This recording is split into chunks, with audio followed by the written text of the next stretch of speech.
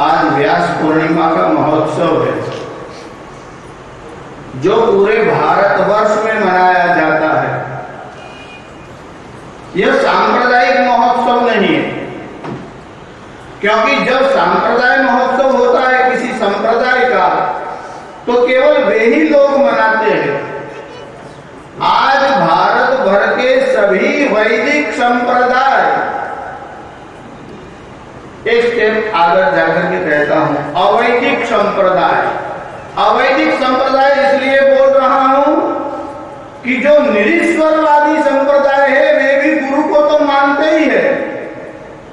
भारतवर्ष में ईश्वर को नहीं मानने वाले, वेद को नहीं मानने वाले नास्तिकों, वेद निंदक, वह भी गुरु की पूजा करते हैं। वस्तुतः गुरु का अर्थ ही यही है जो आपको परमात्मा का परिचय कराते हैं। गुरु का अर्थ है जो आपको सत्य के पास ले जाता है। अब जो गुरु ईश्वर को ही नहीं मानते वे आपको ईश्वर प्राप्ति का मार्ग कैसे बताएंगे? हमारे यहाँ जो इतिहास ग्रंथ है जैसे रामायण और महाभारत, यह पुराण नहीं है, यह इतिहास ग्रंथ है, यह हिस्टोरिकल फैक्ट है। इतिहास किसे कहते हैं? इति मानी ऐसा, हाँ यह निश्चय बताने वाला है कि ऐसा ही, और अस मानी था, ऐसा ही था। जब वाल्मीकि और भगवान वेदव्यास कलम चलाते हैं तो इसमें वो जो आप स्टोरी पढ़ते हो ना, एलेक्ट्रिक नाइट्स या कोई भी पढ़ते हो, ऐसी वार्ताएं कहानियां नहीं लिखते हैं, यह इतिहास लिख रहे हैं। इसके रामायण में ऐसी वार्ता है, कहानी है, भले आप बोलो रामायण में स्टोरी नहीं है, यह बच्चों को पढ़ाने वाली हितोपदेश या पंचतंत्र की इसमें वार्ताएं नहीं है। यह तो ऐतिहासिक सत्य है, हिस्टोरिकल फैक्ट है। और जब भगवान वेदव्यास ने महाभारत रूप इतिहास की रचना की तो सभी वर्णों के कल्याण के लिए, यह हम इसलिए बता रहे हैं, आजकल जो अपने आप को रैशनलिस्ट बताते हैं, बहुत बुद्धिमान समझते हैं, उनकी यह धारणा है कि वैदिक संप्रदाय वाले लोग बड़े संकुचित विचार के हैं। अब उनको वेदव्यास का परिचय ही नहीं है, और होगा भी कैसे? हमारे यहाँ 1947 के पहले ब्रिटिश लोगों का शासन था। जब यहाँ के क्रांतिकारी इनके सामने आवाज उठाने लगे और ऐसी जोर से उनकी आवाज उठी, वे जो यहाँ शासन करने के लिए आए थे वे बड़े भयभीत हुए। उन्होंने आदेश जारी किया, जो कोई हमारी सल्तनत के सामने मस्तिष्क उठाता है या तो बंदी बना दो या तो फांसी पे चढ़ा दो, सूली पे लटका दो। देखिए ब्रिटेन तो वहां शासन करने वाले कुछ लोग यहाँ थे, पर उनके भी ऊपरी अधिकारी तो वहां बैठे थे।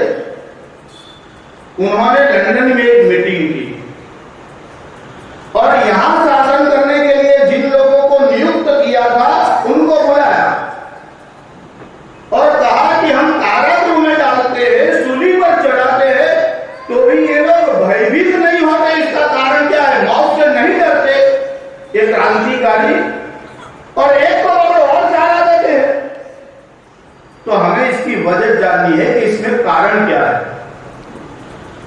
तो यहां जो शासन करने के लिए जिनको नियुक्त किया था उन्होंने कहा वे कोई ऐसा ग्रंथ है जिसका पठन करते हैं कि जिसका पाठ करने के बाद वे मृत्यु का भय नहीं लगते। तो उन्होंने कहा ऐसा कौन सा ग्रंथ है जिसका पाठ करने से मरण का भय नहीं लगता? तो वहां भी इंग्लैंड में भी कोई लोग अध्ययनशील थे, कोई अभ्यास करने वाले लोग थे। तो उन्होंने कहा कि एक ग्रंथ ऐसा है जिसमें लिखा है नैनम चिंतन विशस्त्राणि नैनम दहति पावक न चैनम क्लेदयन्ता को न शोषयति मारुत। इस आत्मा को कोई छेद नहीं सकता, काट नहीं सकता, जला नहीं सकता, भिगो नहीं सकता। की मृत्यु होती ही नहीं।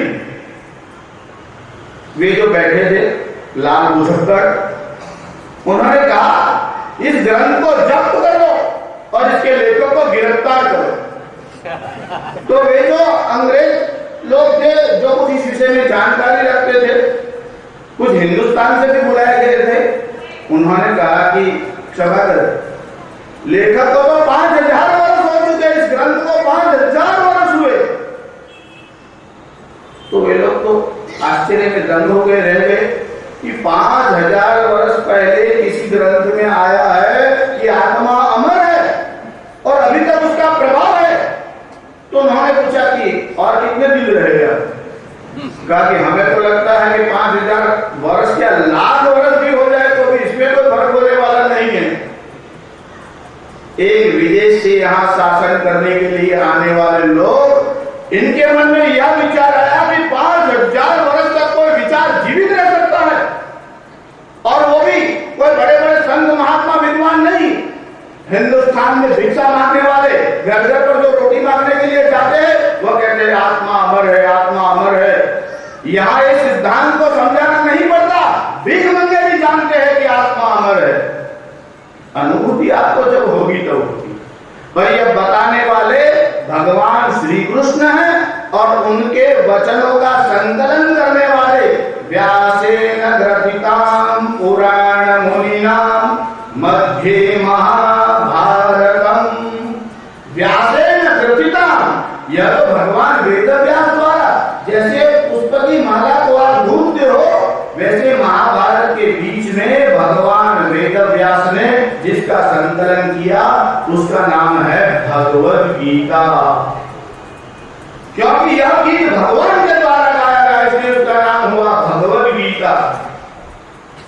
और भाष्यकार भगवान शंकराचार्य ने महाभारत के महासागर में से जो 3 अमूल्य रत्न दिए और जिस पर भाष्य किया, एक तो भगवद गीता, एक है सनत सुजाति और एक है विष्णु सहस्त्रनाम। अब विष्णु सहस्त्रनाम जिसमें भगवान के 1000 नाम है। अब और संप्रदाय का मैं नाम नहीं लेता, वो बड़े गर्व से कहते हैं कि हमारे यहाँ 300 नाम है। अब 300 नाम है, हमारे यहाँ तो विष्णु सहस्त्र के 1000 नाम है, शिव सहस्त्र में शिव जी के 1000 है, गायत्री सहस्त्र में गायत्री के 1000 है, गणेश सहस्त्र में गणेश जी के 1000 है। अब वो 300 नाम है तो भी बड़े गर्व से कहते कि हमारे यहाँ तो 300 नाम है। भले उनके पास तो कोई बात नहीं, इतने दरिद्र तो नहीं, नाम तो कम से कम है, पर दूसरे नाम को स्वीकार करने के लिए भी राजी नहीं है। अभी उन लोगों को मैं छोड़ देता हूं। मैं तो आपको भगवान शंकराचार्य ने विष्णु सहस्त्र नाम पर जब भाष्य करने का आरंभ किया तो उसके आरंभ में भगवान वेदव्यास को प्रणाम किया, क्योंकि यह जो अद्वैत की परंपरा है इसमें भगवान वेदव्यास, ये तो नारायण से चली है, पर वैसे तो वे भगवान शंकराचार्य के भी गुरुओं के गुरु हैं। तो आरंभ में वे प्रणाम करते हैं। देखिए भगवान शंकराचार्य ऐसे प्रणाम करते हैं कि वेदव्यास का परिचय भी करवा देते हैं। कृष्ण द्वैपायनम व्यास, उनका नाम है कृष्ण। कृष्ण कहते हैं काल, क्योंकि जब प्रादुर्भाव हुआ तो आपका रंग श्याम।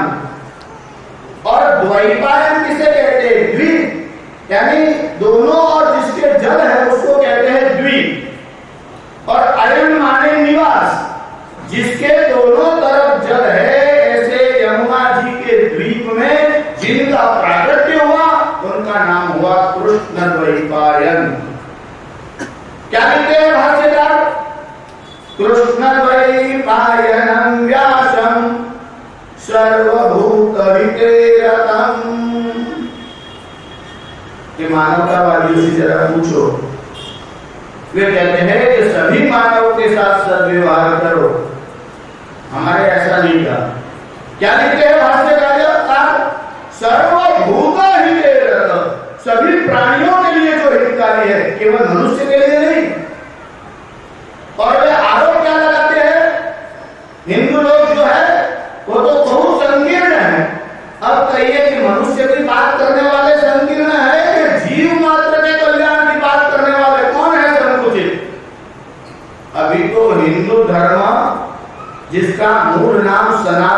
वैदिक धर्म है और कालांतर में जिसका नाम हिंदू हो गया।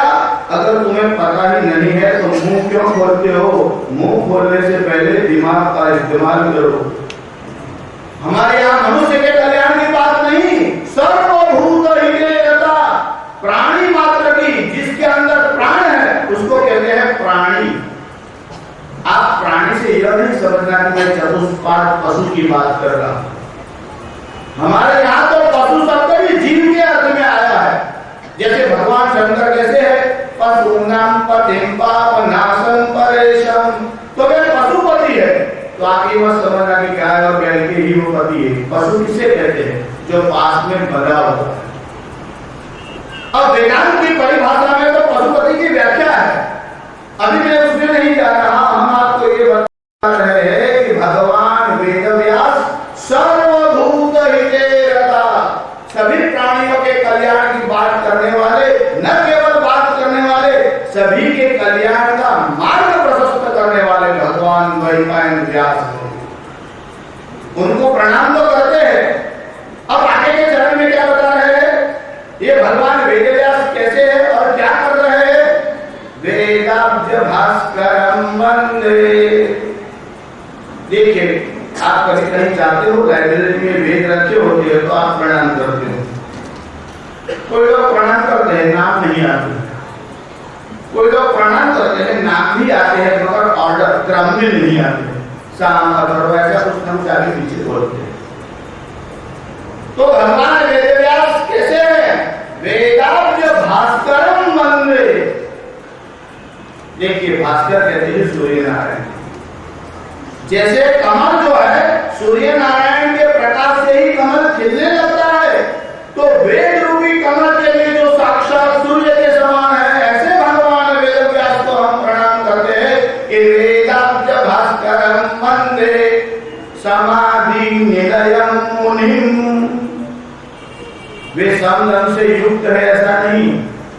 जैसे कोई आदमी सत्य का प्रेमी हो और सत्य बोलता है तो हम कहते हैं कि ये सत्य का सेवन करता है। भगवान शंकराचार्य ऐसा नहीं कहते कि वे संयम से युक्त है। क्या बताते हैं? सम और दम ने तो यही निर्णय डाल रखा है। सम और दम ने वेदव्यास को ही अपना निवास बना दिया है। समाधि निलयम मुनिम।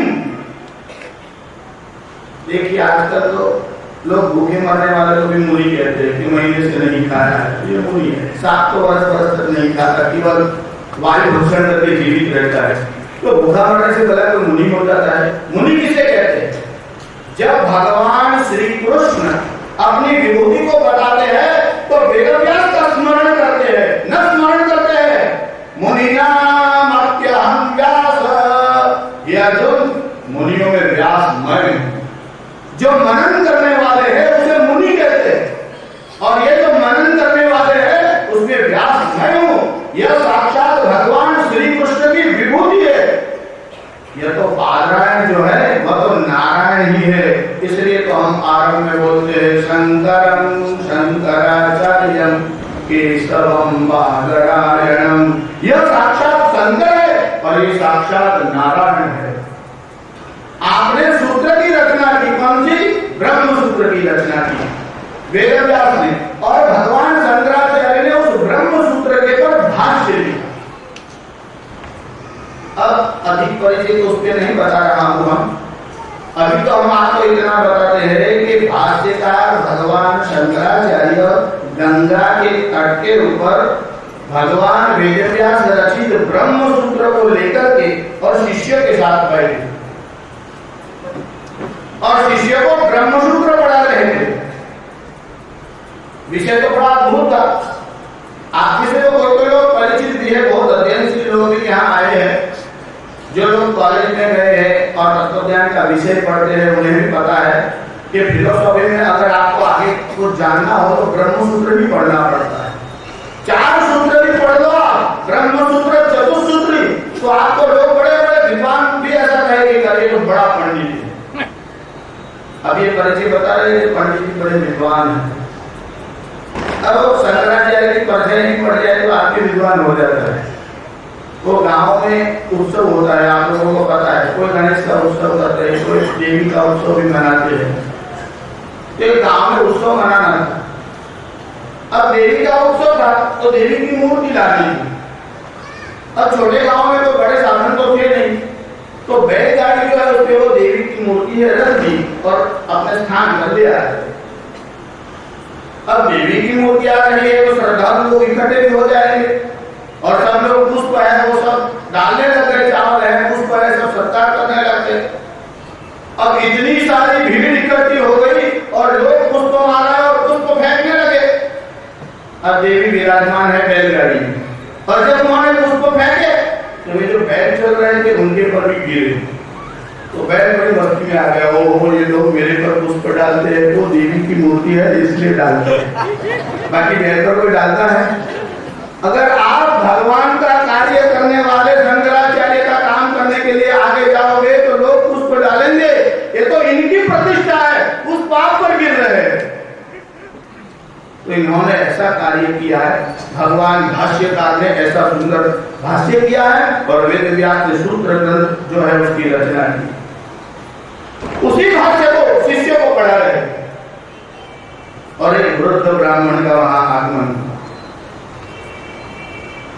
अवस्था से वृद्ध था, शरीर में झुर्रियां दिखाई गई, हाथ में दंड पकड़ा हुआ, जैसे बादलों में छिपा हुआ सूर्य।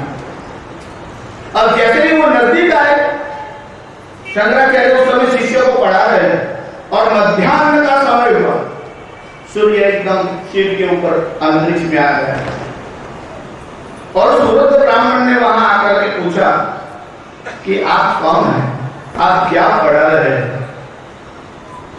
भगवान मौन रहे, जो शिष्य वहां पढ़ रहे थे उन्होंने कहा ये हमारे गुरुदेव हैं और भगवान बादरायण ने जिसकी रचना की है उस ब्रह्म सूत्र को हमें समझा रहे पढ़ा रहे। और साक्षात वेदव्यासी उस ब्राह्मण के रूप में वहां आए और वृद्ध ब्राह्मण का रूप लिया हुआ था। कहा तो ये आपको ब्रह्म सूत्र पढ़ा रहे हैं और इसके ऊपर भाष्य कर रहा है, आप भाष्यकार हैं। अगर आप सबको पढ़ा रहे हैं तो मेरा भी एक संशय है, आप समाधान करेंगे। व्यास साहब इंद्र में बैठ जाए तो भी लघु शंका हो जाती है, ये तो साक्षात व्यास है। खाली व्यास नाम वाला भी कोई पूछे तो भी आपत्ति होती है, ये तो साक्षात वेद व्यास और वो कह रहे हैं कि मेरी शंका का भी समाधान कीजिए। आप लोग विज्ञान आदि सब्जेक्ट भी पढ़े हुए, कुछ वर्षों पहले करीब 1905 की बात बता रहा हूं, अमेरिका में एक प्रदर्शनी लगी और सब विद्यार्थी के साइंस के स्टूडेंट थे। तो उन्होंने कई प्रकार के साधन बनाए थे जो विद्युत शक्ति से चलते हैं और जो प्रदर्शनी देखने आते थे उनको वो समझा रहे थे। एक बूढ़ा भी उस प्रदर्शनी देखने के लिए आया तो उसने पूछा व्हाट इज इलेक्ट्रिसिटी, तो बताने लगा इस प्रकार से काम करती है, इस प्रकार से काम करती है। तो उस बूढ़े ने कहा मेरे प्रश्नों को जरा सावधानी से सुनो, मैंने ये नहीं पूछा हाउ इलेक्ट्रिसिटी वर्क, मैं पूछ रहा हूं व्हाट इज इलेक्ट्रिसिटी। बच्चा चकरा गया, टीचर के पास गया, कहा इसको जरा समझाइए। टीचर आए, वही बात हुई, कहा हमारे हेड ऑफ द डिपार्टमेंट है उनको बुला ला। गया, जो हेड ऑफ द डिपार्टमेंट था फिजिक्स का और सब पढ़ा रहा था वो भी वहां आ गए। अब वो वहां आया, उस बूढ़े को देखा कि ये कुछ पूछ रहा है। अब वो वहां आए, सीधा ही दंडवत प्रणाम कर दिया उस बूढ़े को। उस विद्यार्थी को कहा जानते हो ये कौन है? इसका नाम एडिसन है, फादर ऑफ इलेक्ट्रिसिटी। यह तो विद्युत शक्ति कैसे काम करती है लोगों को इसका आविष्कार करने वाला, ये तो जनक है इलेक्ट्रिसिटी का। और एडिसन ने कहा मैंने आविष्कार भले किया है पर मैं नहीं जानता व्हाट इज इलेक्ट्रिसिटी। अब एडिसन पूछने लगे तो क्या हो जाए, और कोई उसका तो जवाब आप दे सकते हो, साक्षात वेदव्यास आ गए और कहा कि मुझे भी सूत्र को समझाइए।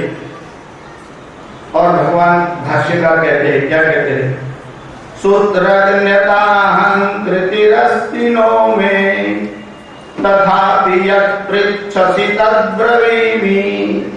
हे ब्राह्मण देवता, मैं भाष्यकार हूं और सूत्र का ज्ञाता हूं, ऐसा अहंकार तो नहीं रहता, पर आप जानने की इच्छा ही करते आपको उत्तर दूंगा। तो उस वृद्ध ब्राह्मण ने पूछा कि इस ब्रह्म सूत्र के तृतीय अध्याय के प्रथम पाद के प्रथम सूत्र में एक गहन विषय आया है। मैं सूत्र को आपको पूछ रहा हूं, मुझे उसका समाधान बताइए। सूत्र ऐसा है, तदंतर प्रतिपत्तौ रंहति संपरिस्वक्त प्रश्न निरूपणाभ्याम। देखिए विषय को थोड़ा गहन है। हम थोड़ा थोड़ा आपको जैसे बच्चे को थोड़ा पानी डाल के दूध पिलाते हैं, 10 दिन लग जाए। सूत्र ऐसा है कि तदंतर प्रतिपत्तौ, तदंतर यानी thereafter, उसके बाद, किसके बाद? जैसे ट्रेन के वो डिपार्चर का समय होता है, वैसे ही जीव जब इस शरीर को छोड़ करके जाता है, वैसे तो विश्व के सभी संप्रदायों में इस विषय में कोई प्रश्न, कोई समाधान भी आए हैं। जब तक ब्रह्म सूत्र नहीं पढ़ा तब तक आपको आश्चर्य हो सकता है, आनंद भी आ सकता है। इसमें प्रश्न सूत्र में आया है कि तदंतर प्रतिपत्तौ रंहति संपरिस्वक्त प्रश्न निरूपणाभ्याम। संपरिस्वक्त આપણે ગુજરાતીમાં કહીએ છીએ ને વીંટળાઈને संपरिस्वक्त। जब जीव इस शरीर को छोड़ करके दूसरे शरीर को प्राप्त करता है तो सूक्ष्म भूतों को लेकर जाता है कि केवल जीव ही जाता है? यह तो प्रश्न है। और भगवान शंकराचार्य ने कहा कि जब देहांतर के समय जीव इस देह को छोड़ करके दूसरे देह में प्रविष्ट होता है तो केवल जीव ही नहीं जाता, उसमें सूक्ष्म इंद्रिय, ये तो सूक्ष्म भूत है, वह भी उसके साथ ही जाते हैं। सूत्र में आगे सूत्रांश में ऐसा आया है कि प्रश्न निरूपणाभ्याम, यह विषय जो है वह प्रश्न और निरूपण, माने पहले तो ऑब्जेक्शन उठाया गया, प्रश्न पूछा गया और फिर इसका समाधान किया गया। यह विषय तो उपनिषदों में आया, यह 2 जगह आया। एक तो तांड्य ब्राह्मण जो सामवेद का ब्राह्मण है, इसे तांड्य श्रुति कहते हैं। जैसे सतपद ब्राह्मण प्रसिद्ध है, गोपद ब्राह्मण प्रसिद्ध है, वैसे तांड्य ब्राह्मण है। इसमें गौतम ऋषि और जैमिनी का संवाद आया और दूसरे आया है छांदोग्य उपनिषद में। देखिए छांदोग्य उपनिषद में ऐसा आया है कि जिसको ब्रह्म ज्ञान, आत्मज्ञान की प्राप्ति की इच्छा हो उसे पंचाग्नि विद्या का अध्ययन करना चाहिए। देखिए हम आपको कई बार श्रुति स्मृति इतिहास पुराण सब कथाएं बताते भी आए हैं। यहाँ जो विषय आया है वह तो जो वास्तव में जिज्ञासु है और जो मुमुक्षु है उनको जानने जैसा यह विषय है, इसका यहाँ निरूपण आया है। छांदोग्य उपनिषद में यह संवाद आया है प्रश्न और निरूपण के रूप से। ऋषि के पास, ये ऋषि की ही परंपरा है जो बृहदारण्यक उपनिषद में भी कहीं आई है और छांदोग्य उपनिषद में भी आया है।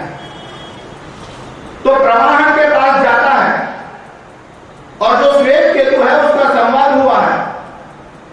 तो उसने पूछा कि बेटे तूने सब पढ़ लिया है? हाँ मैंने सब पढ़ लिया है। किसने पढ़ाया? मेरे पिताजी ने पढ़ाया। तो तू शिक्षित है? उसने कहा अगर तू शिक्षित है तो मेरे इस प्रश्न का उत्तर दे। और ऋषि ने इसे, ऋषि के वस्तु वो तो क्षत्रिय थे, और उसने 5 प्रश्न पूछे कि मरने के बाद जीव कहां जाता है, पहला प्रश्न। दूसरा प्रश्न पूछा कि जीव जाता तो है, किस मार्ग से जाता है और किस मार्ग से वापस आता है। तीसरा प्रश्न पूछा कि पितृलोक और देवयान यह 2 मार्ग कहां से अलग भिन्न होते हैं, और अगर मर करके सब लोग पितृलोक में ही जाते हैं तो पितृलोक भर क्यों नहीं जाता। और 5वां प्रश्न पूछा पंचम्याम आहुदावा पुरुष वचसो भवन्ति। 5वीं आहुति में जल पुरुष कन्या को प्राप्त करता है। देखिए यहाँ पुरुष है, जो आप मेल फीमेल समझते हो उस अर्थ में हम नहीं बता रहे। यहाँ पुरुष शब्द का अर्थ है जीव। पांचवी आहुति में जल की जीव संज्ञा होती है। अब देखिए ब्रह्मसूत्र और उपनिषदों की परिभाषा तो थोड़ी कठोर रहेगी, और हम आपको सरलता से बताते हैं। जैसे आप खेतों में बीज डालते हो, जैसे आपको कपास चाहिए तो आप उसका बीज जो है वो जमीन में डालते हो, उसके बाद पानी गिरता है, खाद देते हैं। तो पहले जब बीज को डाला गया तो उसका रिजल्ट क्या आया? इसमें से पौधा होगा। तो इसको आप पहली आहुति समझिए कि पहली आहुति में बीज, दूसरी आहुति में पौधा नाम से, मतलब उसका पर्याय हो गया पौधा। अब क्या हुआ? इसका तीसरा रिजल्ट क्या आया? उस पौधे के पर जो फल लगता है, जो फट जाता है, उसमें से फिर रुई, जिसे संस्कृत में कहते हैं तुल, बाहर आती है। तीसरी अवस्था में पहले बीज, फिर पौधा, फिर वो पुष्प, फिर वो फट जाता है तो तुल मानी रुई आती है। चौथी अवस्था उसकी क्या है कि उसमें से तंतु बनते हैं, और तंतु के बाद उन तंतु का संयोग मानी कि वस्त्र।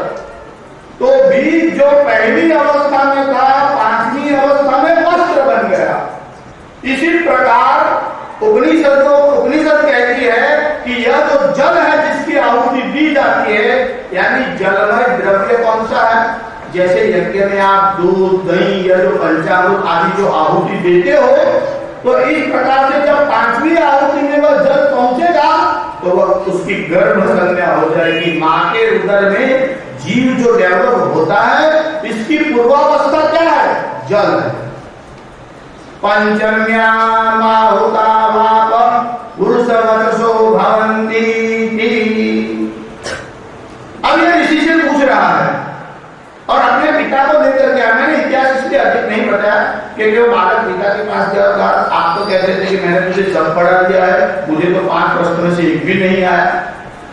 तो उसके पिता ने कहा ऐसे कौन से प्रश्न थे? तो कहा चलो पिता को लेकर के वहां गए। पिता ने कहा बेटे अगर मुझे पता होता तो क्या मैं तुझे नहीं बताता, पर इसे तो मैं भी नहीं जानता। तो ऋषि से अब पूछा गया कि आप बताइए कि पांचवी आहुति में गर्भ कैसे होता है?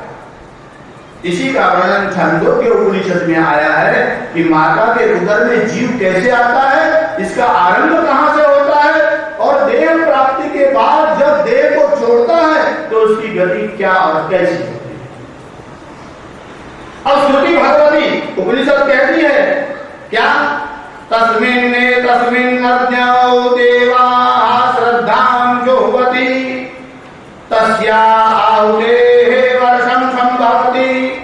तस्मिन् अज्ञो देवाः वर्षं जुह्वति तस्या आहुतेः अन्नं संभवति। तस्मिन् अज्ञो देवाः अन्नं जुह्वति तस्या आहुतेः रेतः संभवति।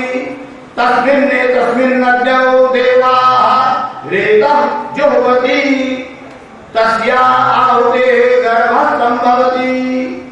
यह किस प्रकार से कार्य चलता है कि पहले जैसे यहाँ अग्नि का तो आपको पता है कि कुंड बनाते हैं, उसमें अग्नि होता है, उसमें आहुति देते हैं। अब वो आहुति कई प्रकार की होती है। ये यज्ञ की टर्मिनोलॉजी जो है, परिभाषा, वो अभी आपको विस्तार से नहीं बता रहा, पर देवताओं ने जो यज्ञ किया वह द्युलोक में किया। देखिए द्युलोक क्या है?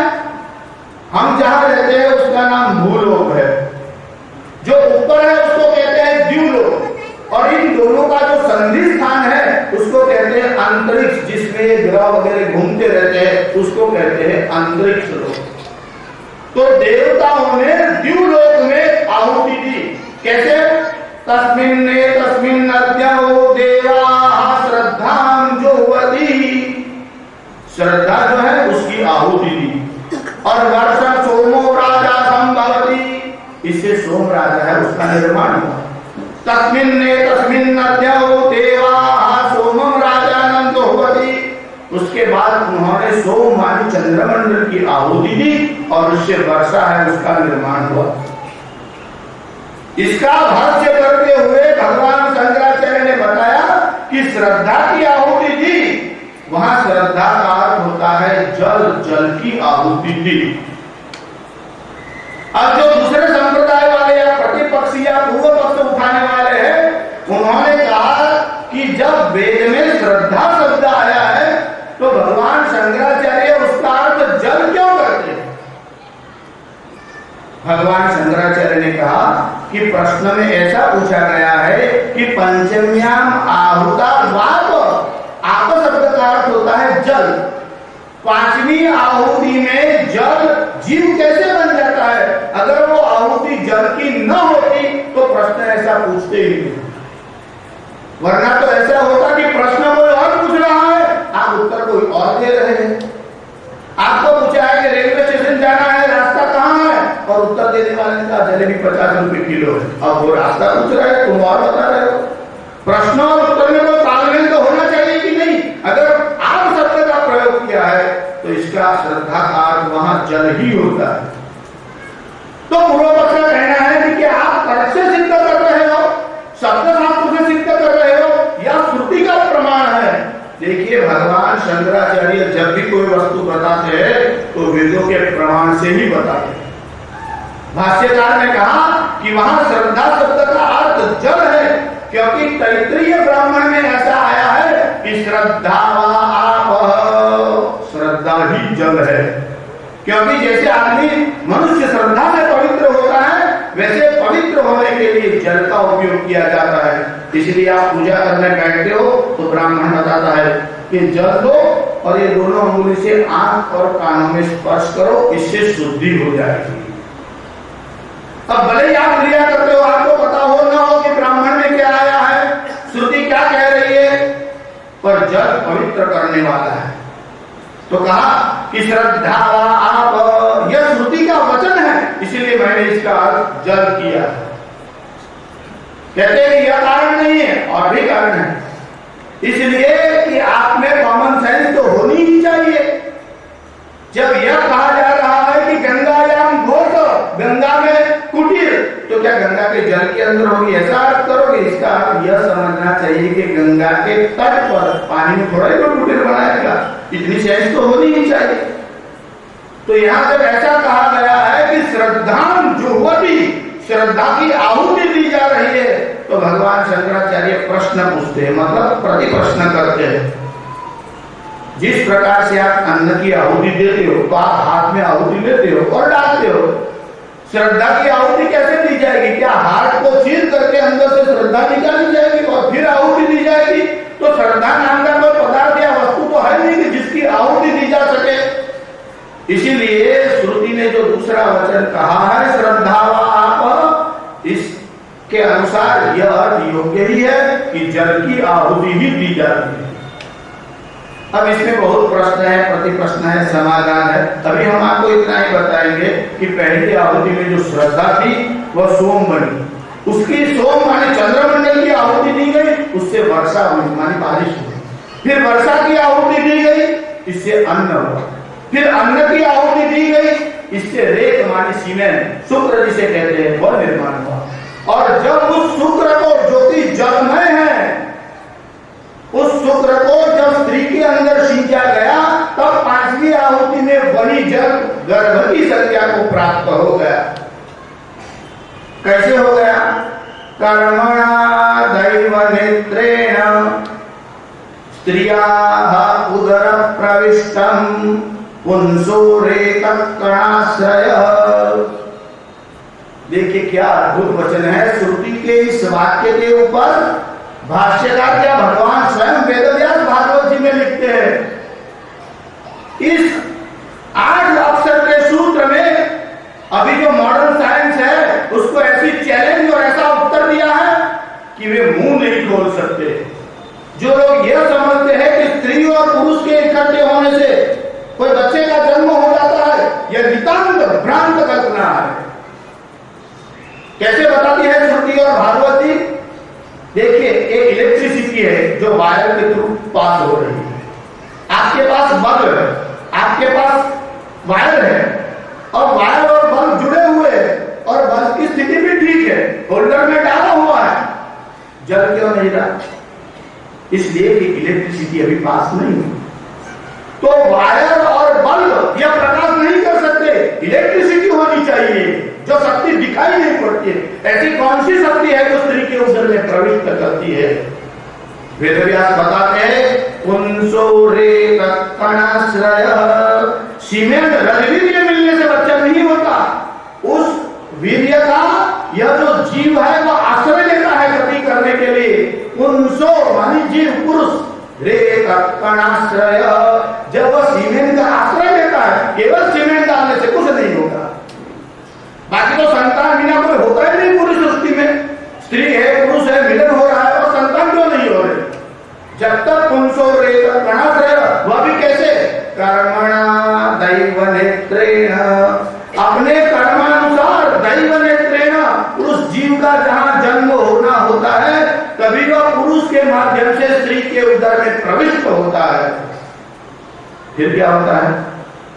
हमारे यहाँ गर्भोपनिषद में जीव का डेवलपमेंट कैसे होता है इसका इतना सुंदर वर्णन आया है।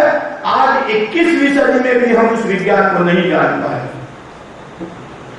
जब जीव उसका आश्रय लेकर के स्त्री के उदर में प्रविष्ट होता है, कललं रात्रेण, जब पहली रात्रि होती है उसे धारण किए हुए कललं बहुत साधारण स्थिति में होता है।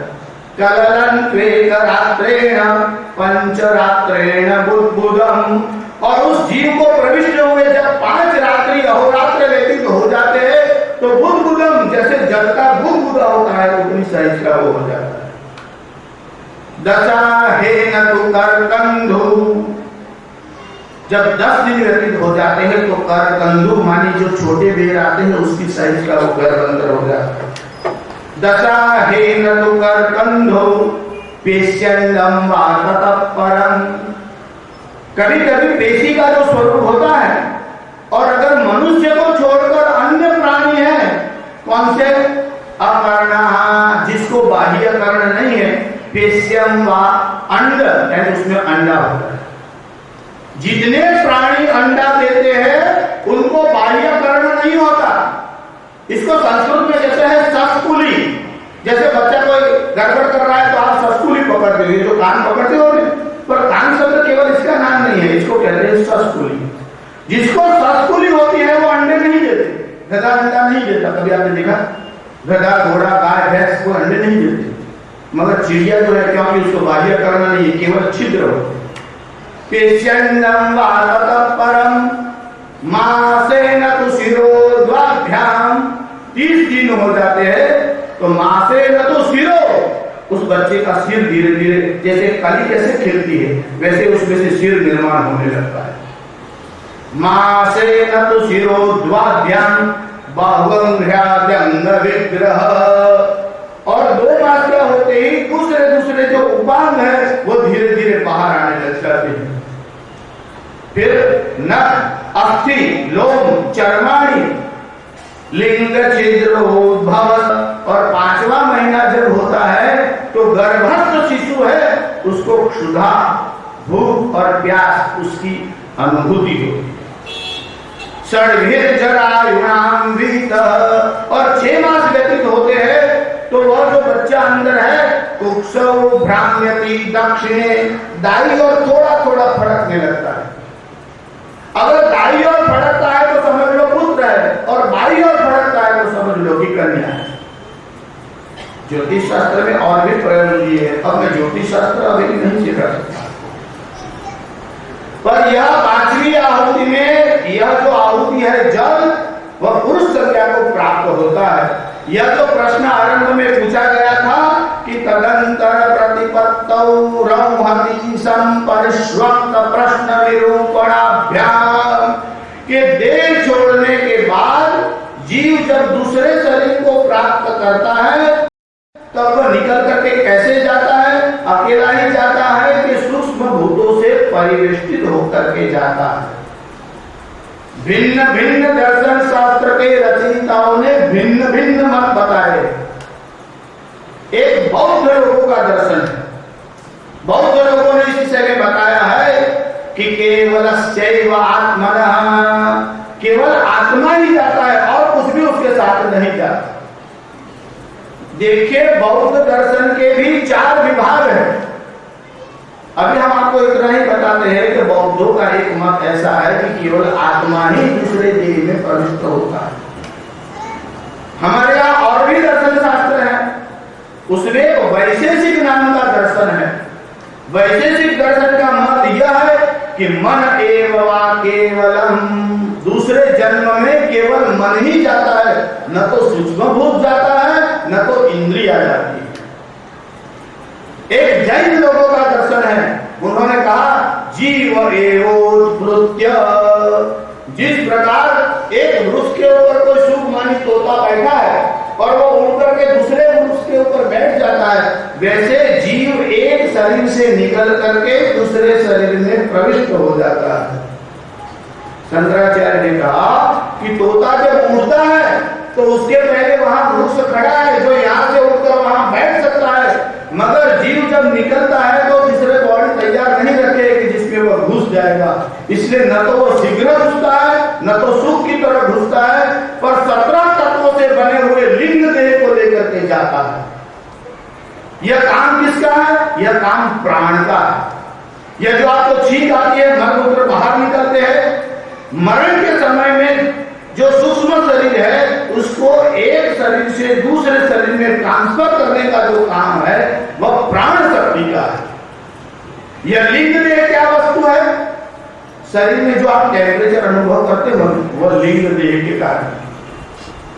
जब कोई बॉडी बाहर लगाता है और घर में कोई बड़े बूढ़े होते हैं तो उनको पता चलता है, अबे शरीर ठंडू खबर आएंगे, हाँ अबे तैयारी करो, नजीक में कोई डॉक्टर हो तो सूचना आपको।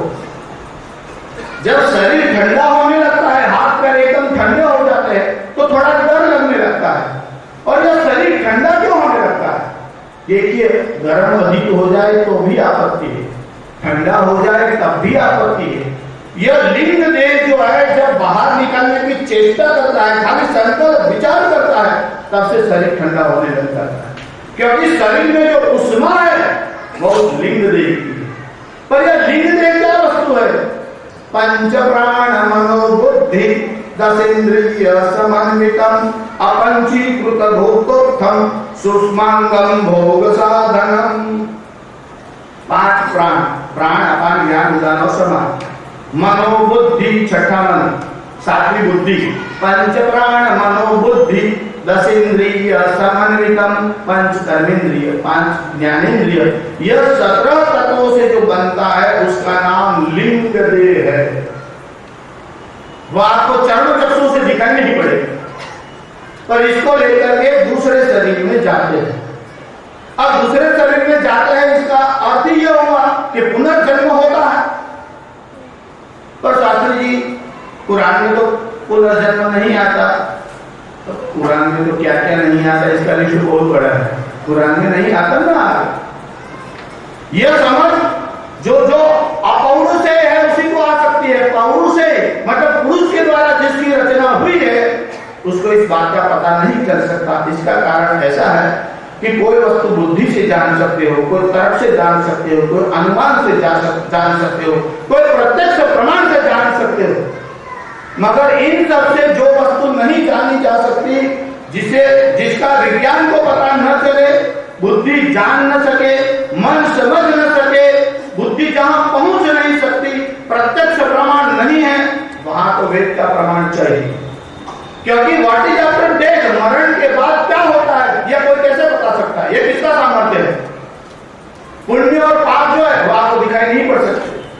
अभी हम आपको बता रहे हैं कि गीताकार ने कहा कि वासांसि जीर्णानि यथा विहाय, जिस प्रकार वस्त्र जीर्ण हो जाए तो इसको निकाल करके नए वस्त्र को धारण करते हैं, वैसे ही यह देह जब पुराना पड़ जाता है। मैं भूल नहीं गया, मैं इसके बीच में रुक रहा हूं कि अगर आप कहोगे कि शास्त्री जी पुराना पड़ जाए तब बदलना, तो कोई 2 वर्ष में मर जाए तो पुराना तो नहीं पड़ा। आप क्या समझते हो 80 वर्ष के होने के बाद पुराना हो जाएगा? एक पल, अरे एक प्रतिपल, एक प्रति विपत्ति पैदा होने को हो जाए तो पुराना हो गया। कितना पुराना हुआ? एक पल पुराना हुआ। समय के तो बड़े भारी जो है यूनिट है, अभी उस विषय का हम नहीं जानते, पर इस जैसे वस्त्र बदलते हैं वैसे ही यह जो देही यानी आत्मा जो है वह देह को बदल देता है। पर अब मरने के बाद जब जीव दूसरे शरीर में जाता है तो अकेला जाता है या सूक्ष्म भूत के साथ, तो हमारे यहाँ एक लोकायत दर्शन है, चार्वाक दर्शन। वह कहते हैं कि आप प्रश्न ही गलत पूछ रहे हो, जाता ही नहीं है, वह तो भस्मीभूत हो जाता है। अगर जाता तो यह प्रश्न आप पूछ सकते थे कि कैसे जाता है, किसके साथ जाता है, पर जाता है यह तो तुमने मान लिया है, इसलिए कहीं जाता ही नहीं। इससे अधिक कोई इंटेलेक्चुअल बैंक्रप्सी है ही नहीं। पहले आप एक बात का पता लगा लीजिए, एक तो आपके शरीर के अंदर शरीर की एनाटॉमी है, जो शरीर की जो रचना है उसका थोड़ा विचार करें।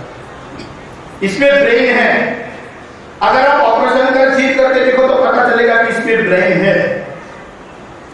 और उसके बाद विचार शक्ति आती है, थॉट। यह मैं आधुनिक वैज्ञानिकों की भाषा में बोल रहा हूं। वो ऐसा कहते हैं कि पहले ब्रेन होता है और उसके बाद विचार आते हैं, और हमारा भारतीय तत्वज्ञान कहता है कि पहले विचार आता है बाद में ब्रेन आता है। ये तो बड़ी अद्भुत बात है। लोगों ने कहा कि यह जीव है वह तो देह के भीतर रहता है, अगर देह नहीं रहेगा तो जीव कहां रहेगा? हम पूछते हैं कि जन्म के पहले कहां रहता है? जन्म के पहले रह सकता है तो मरण के बाद क्यों नहीं रह सकता? और दूसरी बात, यह इंद्रिया जो है उसका जो निर्माण हुआ वह कैसे हुआ?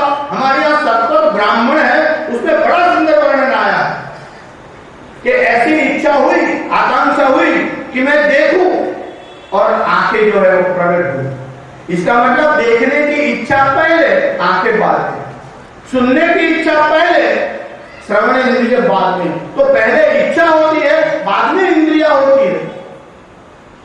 सांख्य दर्शन में भी एक मत आया कि आत्मा और इंद्रिया सर्वव्याप्त है। अब सब मत तो आपको मैं बता नहीं सकता क्योंकि विषय थोड़ा गहन भी है, बड़ा भी है। अभी हम आपको ये बता रहे हैं कि मनुष्य जो जन्म लेता है, जन्म लेने से पहले जीव तो होता ही है। जीव नहीं होता तो जन्म किसका होगा? कभी पत्थर ने प्रसूति की, ऐसा आपने सुना? खंभे में से दूसरा खंभा निकला, ऐसा हुआ कभी? जड़ वस्तु प्रसव कर ही नहीं सकती, और जीव नहीं है तो प्रसव कैसे हुआ? यह तो बहुत साधारण सी बात है। हमारे यहाँ तर्क शास्त्र के रचयिता गौतम मुनि है, उन्होंने न्याय दर्शन नाम का एक दर्शन लिखा है। उसके सूत्र के आधार पर विदेशी विद्वानों ने एक तर्क उठाया, हालांकि वह तो उनके जन्म के कितने वर्ष पहले गौतम नाम के मुनि दे चुके हैं। क्या बता रहे हैं गौतम मुनि?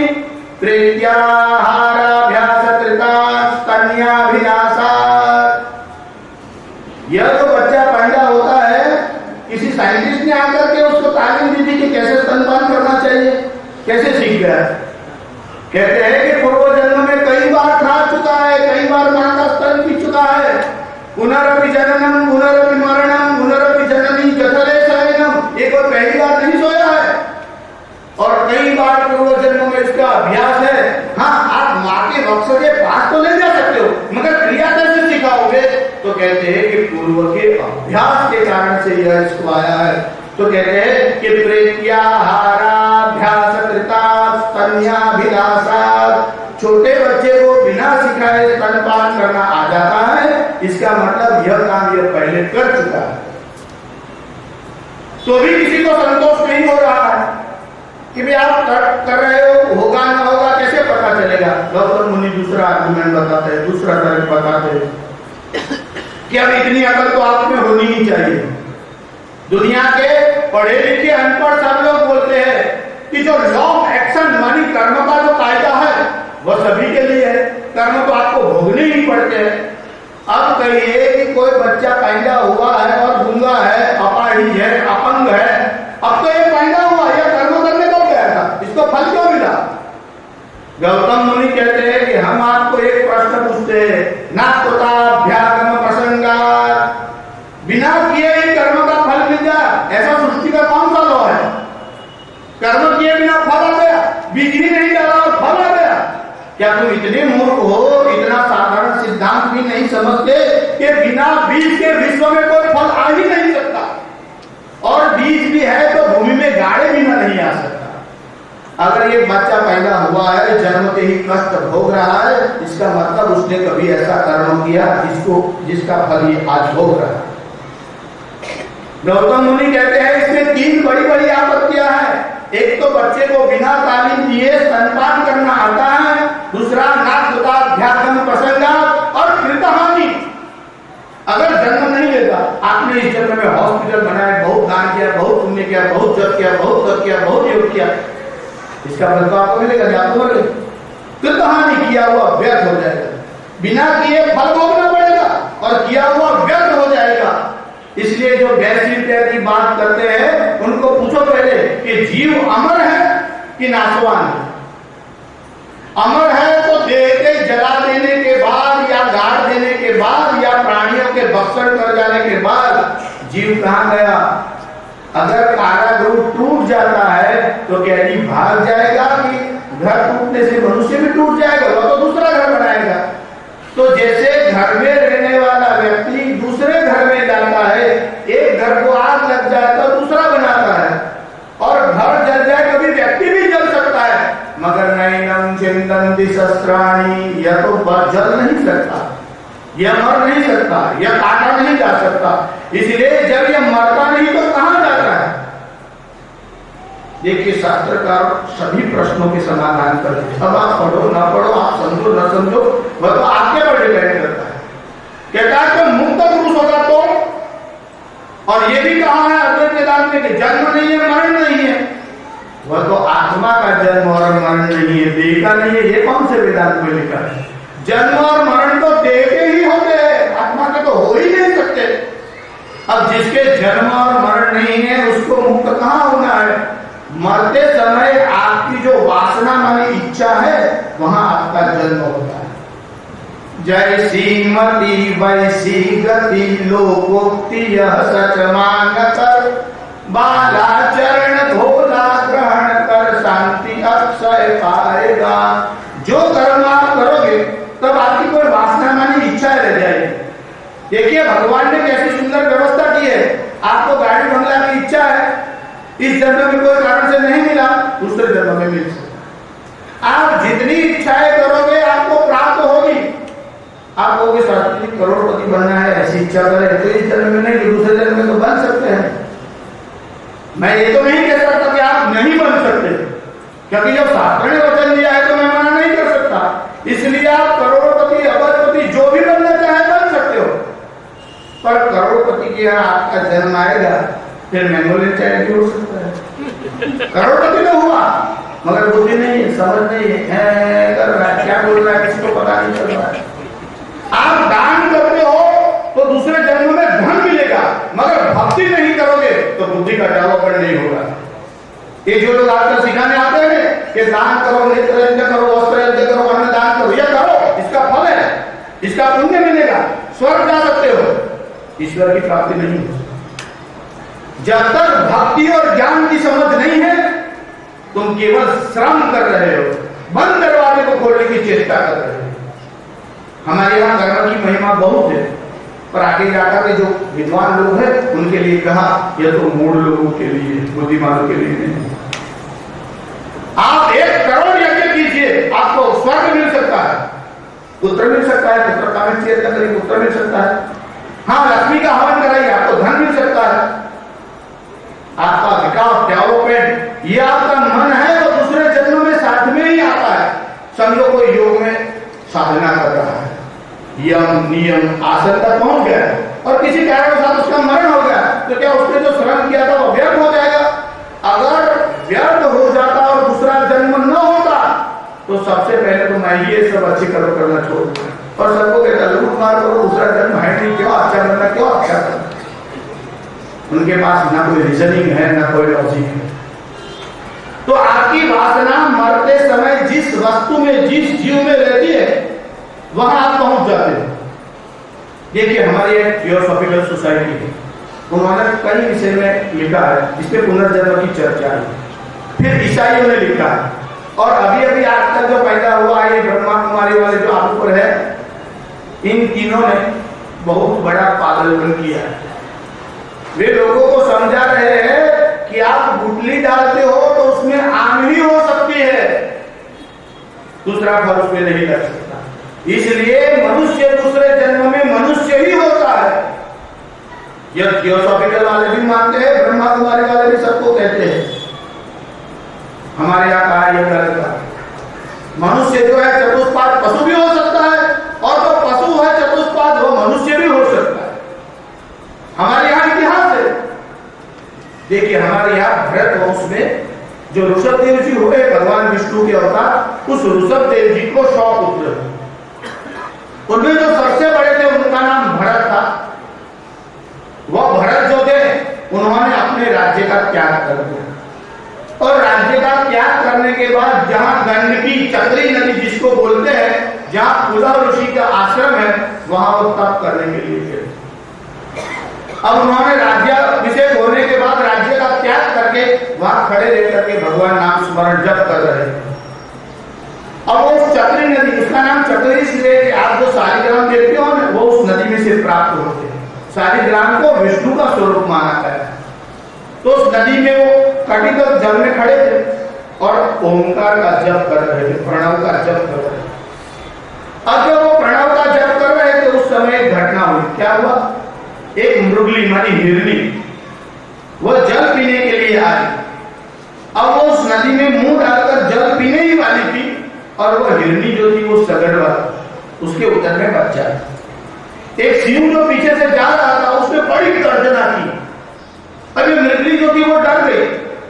यह मृगली इतनी डर गई मृगी कि एकदम वो कूद करके छलांग मार करके सामने की ओर गई।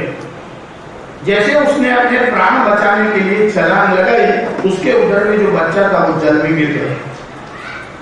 अब ये भरत मुनि वहां खड़े थे, उन्होंने देखा इस बच्चे का अभी जन्म हुआ है, और हिरण हो खरगोश हो उसके बच्चे बड़े सुंदर दिखते हैं। वैसे बच्चे तो किसी के भी हो, छोटे बच्चे हमेशा अच्छे ही दिखते हैं। गधे का भी हो तो भी दिखने में सुंदर लगेगा, ये तो हिरण का था और इतना सुंदर था। जब भरत मुनि ने देखा तो उनके मन में विचार आया, अरे इसका अभी जन्म हुआ है, इसका ध्यान कौन रखेगा? तो उसने उस बच्चे को ले लिया, फिर स्नान कराने लगे, वो दूधवा ला करके खिलाने लगे। इतना ध्यान, अब वे जो जप कर रहे थे, ध्यान कर रहे थे ओंकार का, अब वो हिरण के बच्चे का ध्यान रखने लगे। जब उसका चिंतन इतना बढ़ गया कि उनका मरण काल नजदीक आया। बच्चे को नहीं देखा तो उनके मन में हुआ कहाँ गया होगा, अकेला वन में गया होगा, कोई हिंसक प्राणी होगा तो इसको खा जाएगा। इतने में वो बच्चा वहां आ गया, उसके शरीर पर धीरे धीरे हाथ फेरने लगे। उनका समय नजदीक था, प्राण निकल गया। प्राण तो उनका निकला, पर उस हिरण के बच्चे को ही वो याद करते थे। जब उनका शरीर छूट गया और प्राण निकला तो मृग शरीर हिरण के रूप में उनका जन्म हो। सत्कर्म इतने किए थे, बाकी मनुष्य अवस्था में पूर्व जन्म याद नहीं आता, हिरण की अवस्था में कहां आएगा? आजकल लोग ज्योतिषी के पास जाते बोलो प्रभु संहिता है, उसमें 3 जन्म का वो वर्णन आता है कि आप गत जन्म में क्या थे और अगले जन्म में क्या होने वाले। अब लोग कहीं पहुंच जाते हैं ज्योतिषी के पास, कोई परीक्षा के हेतु भी जाता है, तो जाता के वो पठान बात पूछने लगा, क्या महाराज के अगले जन्म में कोई गधा हो सकता है? महाराज ने कहा कि दूसरे की बात कर रहे हो, तुम्हारी बात कर रहे हो ना, मेरी ही समझ लो। तो कहा यही जन्म दोबारा मिलेगा, इसकी मैं गारंटी नहीं दे सकता। तो जो जन्म जाना जा सकता है, आप कैसे पूर्व जन्म को याद करते हैं इसके भी सूत्र है, मगर इसे याद करने की जरूरत नहीं है। अगर कोई बताते हो तो उस बेवकूफी में पड़ना मत। अगर इसकी आवश्यकता होती और यह मनुष्य के लिए हितकारी होता तो भगवान ऐसी ही व्यवस्था देता कि आपको पूर्व जन्म याद आता। अब जरा विचार कीजिए कि क्यों ऐसा किया भगवान।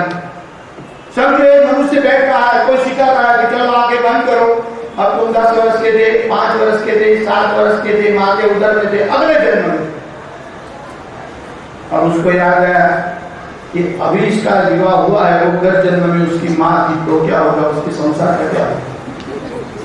रोड पर जा रहा है, पूर्व जन्म याद रहा, आपके खाना में मुझे गोली मार दी या खराब भाग दिया, वो पकड़ेगा उसे, उन्हें मुझे मारा। रुपये मारने वाले तो पहुंच जाएंगे, करोड़पति बनाया, गत जन्म में मेरे रुपये लिए, तो कंगाल भिखारी था। सब व्यवस्था छिन्न भिन्न हो सकती है।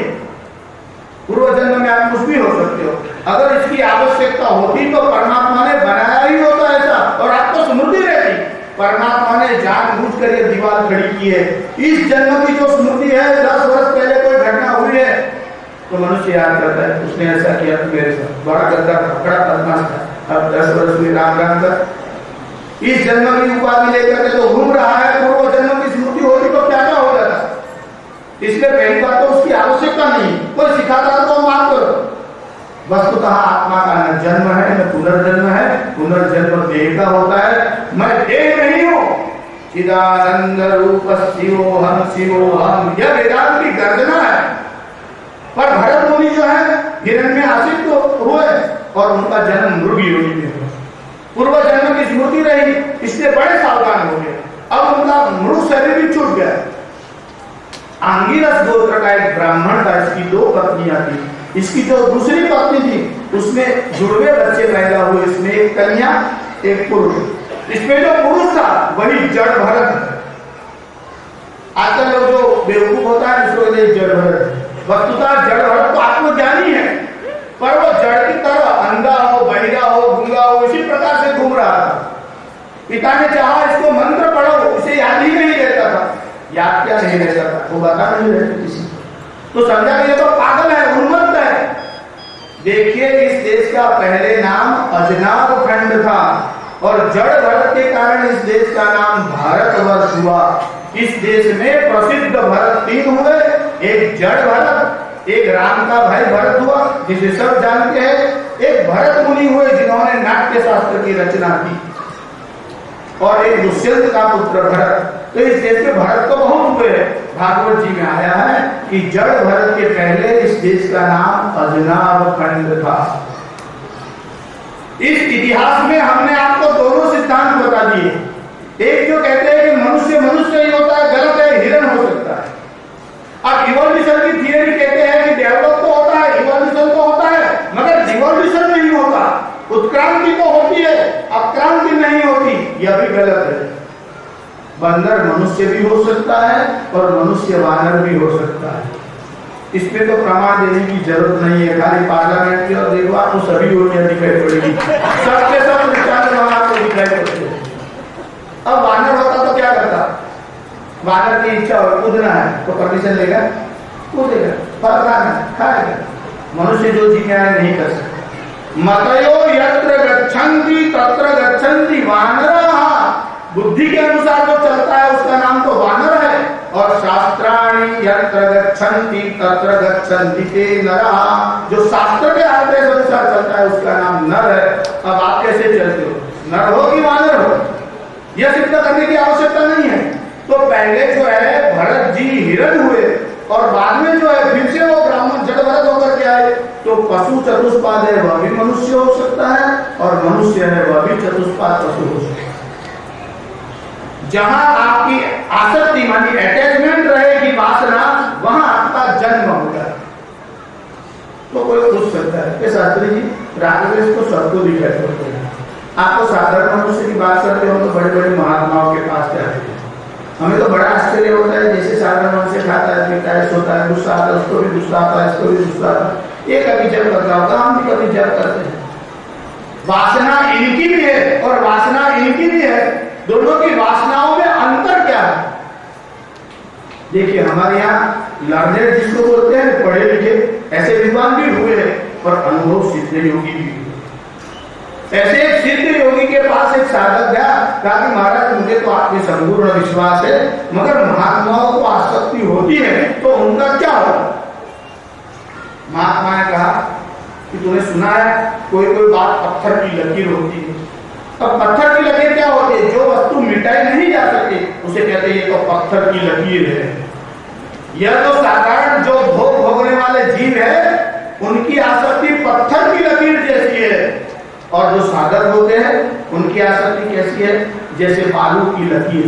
बालू आप समझते हो ना, आपने गुजराती में रेती के रेती में लाइटिंग करो, हाथ मारो दूसरे। जो साधक होते हैं उनकी आसक्ति बालू की लकीर जैसी होती है, और जो सिद्ध पुरुष होते हैं वे पानी की लकीर जैसे होते हैं, मिटाने की चेष्टा भी नहीं करनी पड़ती, अंगुली घुमाओ समाप्त हो जाती है। उनकी आसक्ति आपको दिखाई पड़ती है, इनको किसी में रस नहीं, ये तो परमात्मा में ही मस्त है। अब जिसने सत्य वस्तु को जान लिया है, इसको इनमें कहाँ रस आएगा? तो इनमें आसक्ति होती है जो पानी की लकीर जैसी होती है। पर जब तक वासना रहेगी, जब तक इच्छाएं रहेगी, तब तक जन्म अटल ही है और होना ही है। और जब जब जन्म होगा तो इसकी जो प्रक्रिया है वो इस प्रकार से होगी कि पंचम्याहुता पुरुष वचसो भवन्ति। पर कहते हैं कि आसक्ति भी दो प्रकार की होती है, एक राग से होती है मानी अटैचमेंट, और एक द्वेष से होती है। किसी के प्रति आपके मन में बड़ा भारी द्वेष हो जाए तो भी दूसरा जन्म हो सकता है। बड़े बड़े देवताओं का होता है। हमारे यहाँ दक्ष प्रजापति हुए जो देवताओं के अधिपति, उनके मन में द्वेष हुआ। किसके प्रति? भगवान शंकर के प्रति। यज्ञ का आयोजन किया, सबको बुलाया, भगवान शंकर को निमंत्रण नहीं दिया।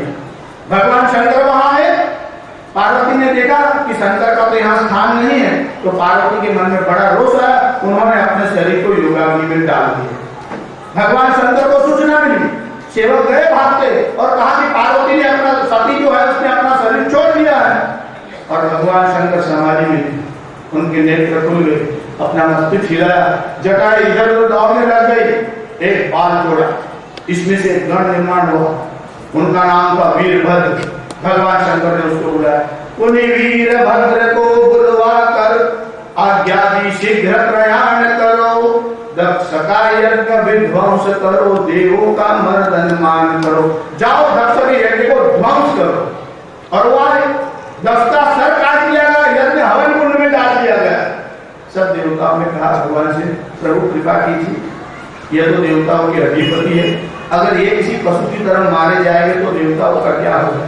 जब भगवान शंकर को प्रार्थना की गई तो बकरे का माला काट करके दक्ष प्रजापति के पर लगाया गया। जो द्वेष करता है उसको भी जन्म दूसरा लेना पड़ता है। अब जन्म क्या, यहाँ तो बकरे का माथा लगाया गया था।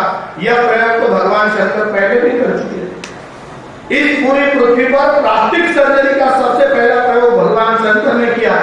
जैसे साइंटिस्ट करते वो तो कुत्ते पर करते, बिल्ली पर करते, चूहे पर करते, उन्होंने तो अपने पुत्र गणेश के ऊपर ही किया, सर कट गया, भाजी बना के लगा दिया। वैद्य ना तो आदि वैद्य भगवान शंकर है, तो दक्ष प्रजापति का सर काट दिया गया, बकरे का सर लगाया गया। क्यों बकरे का? बकरा बोलता रहता है मैं। कई लोगों का स्वभाव होता है, कोई भी मैंने किया, किसी को पता ही नहीं था। मैं नहीं जाता तो होता ही नहीं, तेरा बाप भी गया, सब हो रहे, जगह ऐसा का वैसा है, कोई बंद नहीं हुआ, कोई कार्यक्रम, तू जाएगा तो भी कुछ नहीं होगा। शास्त्री जी क्या बताओ, बच्चे समझदार नहीं है, अगर मुझे कुछ हो गया, अगर नारायण न चाहे पर हो जाए, ये बच्चों का क्या होगा? हो सकता है कि तेरे जाने के बाद और कल्याण होने वाला हो। आप किसी को मत बोलना, मैं तो आपको इसलिए बता रहा हूँ कि सबका जाना निश्चित ही है। जब तक अंदर प्राण है तब कार्य कर लेना चाहिए। क्यों? अनित्यानि शरीराणि विभवो नैव शाश्वत, नित्यं सन्निहितो मृत्यु सर के पर खड़ा है। कर्तव्यो धर्म संग्रह, इसलिए बुद्धिमान मनुष्य को धर्म का संग्रह कर लेना चाहिए। पुनरपि जननम पुनरपि मरणम पुनरपि जननी जठरे शयनम यह संसारे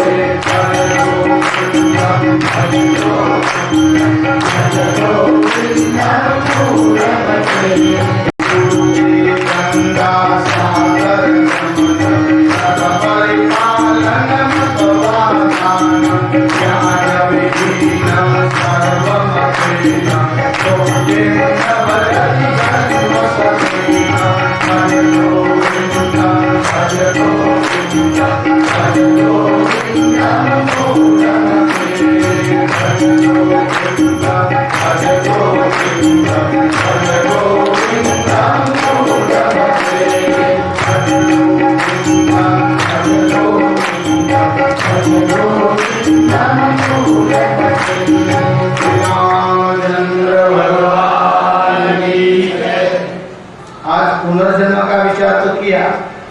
तो ऐसा था कि भगवान वेदव्यास शंकराचार्य के दर्शन के बहाने वहां आए और प्रश्न पूछे। भगवान भाष्यकार ने समाधान किया, थोड़ा समाधान तो बड़ा है, मैं तो इतना ही बताता हूँ कि समाधान किया।